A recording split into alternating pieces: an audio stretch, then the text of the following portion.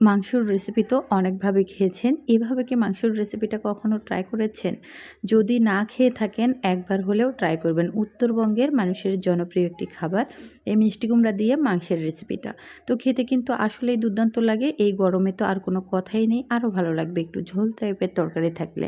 তো শুরুতেই চুলায় আমি একটা প্যান বসিয়ে দিয়েছি। 1/3 কাপ রান্নার তেল দিয়ে এখানে বড় সাইজের একটা পেঁয়াজ কুচি দিয়েছি। পেঁয়াজটাকে হালকা ভেজে 1 টেবিল চামচ আদা বাটা এবং 1 টেবিল চামচ রসুন বাটা দিয়ে একটু পানি দিয়ে দিলাম যাতে মশলাটা পুড়ে না যায়। এখন আমি এখানে জিরার গুঁড়া, ধনিয়ার গুঁড়া, হলুদের গুঁড়া, মরিচের এখানে বাটা মরিচ দিয়েছি। তারপরে স্বাদ মতো লবণ সব কিছু দিয়ে আর কি খুব ভালো করে মশলাটা প্রথমে কষিয়ে নিচ্ছি। তো কষিয়ে নেওয়া যখন হয়ে যাবে তখন আমি কেটে রাখা মিষ্টি কুমড়ো আর আলু দিয়ে দিচ্ছি। মিষ্টি কুমড়োর সাথে আমি এখানে 2টো আলু অ্যাড করেছি। আর মিষ্টি কুমড়োর পরিমাণ বেশি থাকলে আলু দেওয়ার প্রয়োজন নেই। আর যারা আলু খেতে পছন্দ করেন তারা দিতে পারেন। তো আলু মিষ্টি কুমড়া দেওয়ার পর খুব ভালো করে নেড়েচেড়ে তারপর আমি ঢাকনা দিয়ে ঢেকে দিচ্ছি। কিছুক্ষণ পর ঢাকনাটা খুলে আমি আবার একটু নেড়েচেড়ে দিব। এ পর্যায়ে বাড়তি কোনো পানি অ্যাড করব না। মিষ্টি কুমড়া থেকে যে পানিটা উঠে আসবে এই পানিটা না শুকিয়ে যাওয়া পর্যন্ত। তো রেসিপি তো অনেকভাবেই খেয়েছেন মাংস দিয়ে। এই রেসিপিটা না মুরগির মাংস বলেন, গরুর মাংস বলেন সব কিছু দিয়েই জাস্ট অসাধারণ। আমি আজকে মুরগির মাংস দিয়ে রান্না করব, তবে গরুর মাংস দিয়ে টেস্টটা কিন্তু আরও বেশি আসে। সো যাই হোক, তারপর কথা বলতে বলতে যখন পানিটা শুকিয়ে এসছে আমি কিন্তু 1/2 কাপ পরিমাণ পানি দিয়ে আবারও খুব ভালো করে কষিয়ে নিচ্ছি। তো পানিটা এবার শুকিয়ে এসছে, দেখেন তেলটা উপর থেকে ছেড়ে দিয়েছে। তখন আমি রান্নার জন্য একেবারে পানিটা অ্যাড করে দিচ্ছি। এখানে আমি 3 কাপের মতো পানি অ্যাড করে দিয়েছি।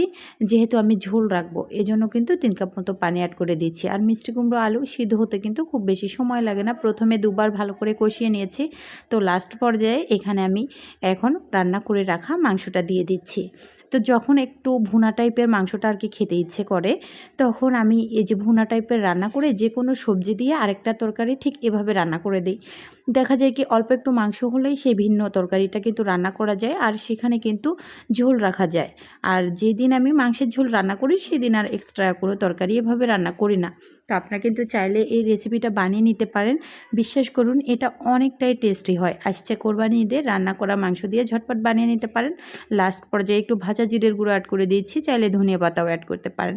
তো আপনারা কিন্তু যদি রেসিপিটা ভালো লাগে তাহলে অবশ্যই ফেসবুক, ইউটিউব যেখান থেকেই দেখেন না কেন আমার পরিবারে যুক্ত হয়ে যাবেন। সম্পূর্ণ রেসিপি দেখার পর ভালো লেগে থাকলে প্লিজ একটা হলেও লাইক, কমেন্ট, শেয়ার করে দিবেন। তো আমি একটা হাঁড়িতে ঢেলে নিচ্ছি। যে কোনো রান্না করার পর আমি এরকম হাঁড়িতেই ঢেলে রাখি যাতে করে পরে কিন্তু একটু গরম করা লাগলে করা যায়। আর ফ্রাই প্যানে কিন্তু সবসময় রাখতে ইচ্ছে করে না আর কি। সো যাই হোক, দেখেন কতটা লোভনীয় হয়েছে। ভাত, রুটি সব কিছুর সাথেই জাস্ট জমে যাবে। এতক্ষণ রেসিপিটা দেখার জন্য সবাইকে অসংখ্য ধন্যবাদ। ভালো থাকবেন। আল্লাহ হাফিজ।